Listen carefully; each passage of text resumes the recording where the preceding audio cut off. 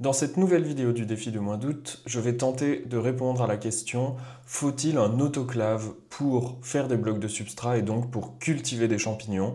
Parce que c'est vrai que c'est un accessoire qui est très onéreux et donc c'est une bonne question à se poser. Est-ce qu'il en faut vraiment un pour cultiver des champignons?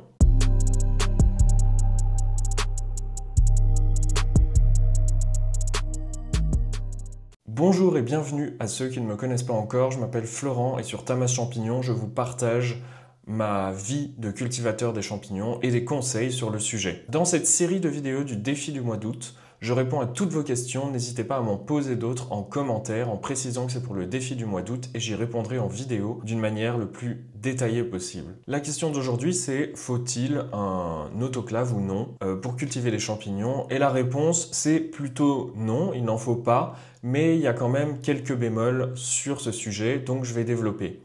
Déjà, si on parle d'autoclave, c'est probablement qu'on veut cultiver des champignons sur des blocs, donc c'est-à-dire des sacs remplis de substrat qu'on va pasteuriser et donc souvent avec un traitement thermique. Et donc pour ce traitement thermique, c'est vrai que la manière classique, c'est d'utiliser des autoclaves parce que ces méthodes, elles ont été développées par des grosses entreprises en Asie et qui ont souvent un accès facile aux autoclaves. C'est beaucoup moins le cas en Europe et donc les autoclaves vont souvent coûter très cher. En occasion, vous pourrez peut-être avoir la chance d'en trouver un à 5 000 € environ, mais ça peut monter beaucoup plus haut en neuf. La capacité de l'autoclave dont vous aurez besoin pour une champignonnière professionnelle, c'est à peu près 200 litres, mais ça peut être plus haut, bien sûr, mais ce sera encore plus cher. Et donc comme ces autoclaves, ils sont souvent pas trop accessibles, on a trouvé d'autres solutions pour cultiver des champignons, et on va en fait pasteuriser ou super pasteuriser, c'est-à-dire qu'on va faire une pasteurisation.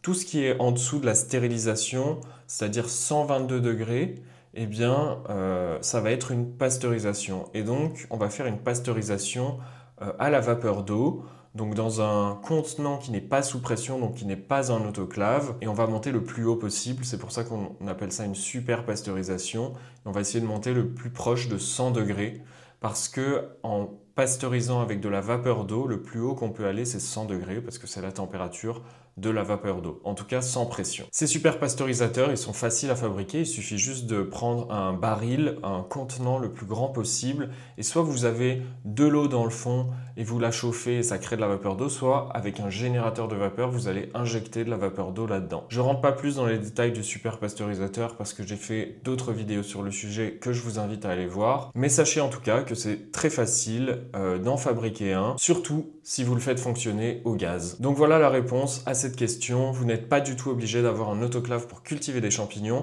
La seule étape où vous auriez besoin d'un autoclave, enfin où vous avez besoin d'un autoclave, c'est la fabrication du mycélium, mais ça on peut complètement s'en passer quand on cultive des champignons, parce qu'on peut aussi très bien acheter du mycélium. Mais si vous décidez de maîtriser toutes les étapes de la culture du mycélium jusqu'à la pousse de vos champignons, eh bien oui, là, pour le mycélium, vous aurez besoin d'un autoclave. Voilà, j'espère que j'ai été clair sur cette question de l'autoclave. Si vous avez d'autres questions pour le mois d'août, n'hésitez pas à me les poser en commentaire ou même sur cette vidéo, je rajouterai plus de détails. Je vous dis à très bientôt pour d'autres vidéos. N'hésitez pas à vous abonner si vous voulez être prévenu des autres vidéos, à la liker et c'est tout, à bientôt.